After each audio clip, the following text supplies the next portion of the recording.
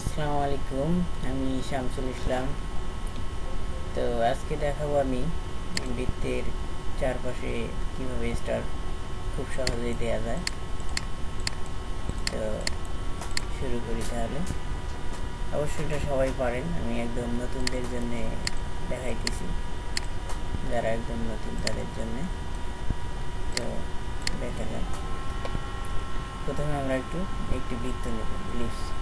Ellipse টুল থেকে keyboard থেকে shift চাপ দিয়ে ধরে টানবো, যতটুকু নেওয়ার দরকার নিলাম।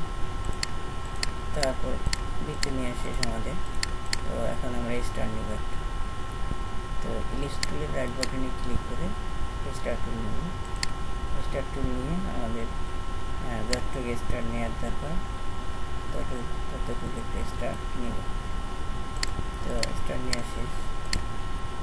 এবার স্টারটাকে আমরা এখানে বসাবো, বৃত্তের পাশে বসাবো। বসানোর পরে স্টারটা আমি কালার ভিন্ন করে দিই, ভালো দেখাবো। তো এখন দুটোই আমরা সিলেক্ট করবো, এটা বৃত্তটা এবং স্টারটা।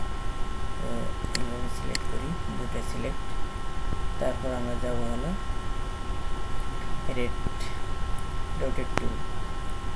রোটেট টুলে গিয়ে এই আমাদের এখানে একটা বৃত্ত দেখা যাচ্ছে, ছোট চিহ্ন। তো এটাকে আমরা সেন্টারে নিয়ে যাবো, একদম সেন্টারে। যখন এটার পাশে সেন্টার লেখা উঠবে তখন আমরা বুঝবো সেন্টারে আসছি। তখন সেন্টারে ছেড়ে দেব। ছেড়ে দেওয়ার পরে কিবোর্ড থেকে অল্টার ধরে এটা একটা কপি করব। অল্টার ধরে মাউস দিয়ে ক্লিক করে একটা কপি করে নেব। তো কপি করা শেষ আমাদের।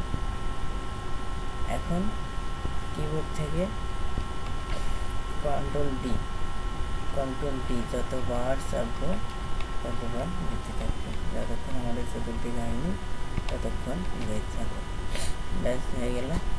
এখন সিলেক্ট করে মাঝখানের বৃত্তটা আমরা বাদ দেব।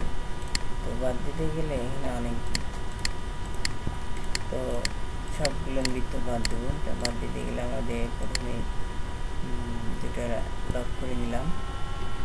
কন্ট্রোল কিবোর্ড থেকে কন্ট্রোল 2 লক হয়ে গেল। তখন এটা এইভাবে সিলেক্ট করব। সিলেক্ট করার পর ডিলিট দেব।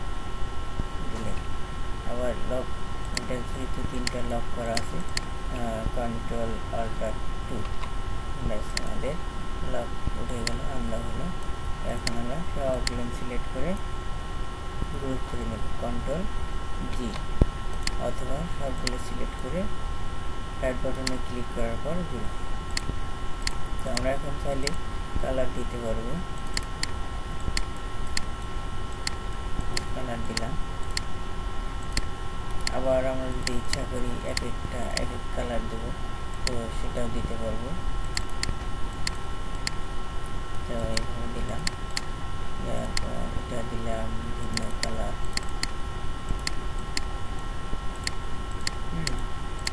এটা দিলাম অন্য একটা। তো এইভাবে আমাদের অনেক যত খুশি তত কালার দেওয়া যাবে। তো ধন্যবাদ আজকে টিউটোরিয়াল দেখার জন্য। আবারও দেখা হবে আগামী পর্বে। সবাই ভালো থাকেন, সুস্থ থাকেন আর ডিজাইন করেন।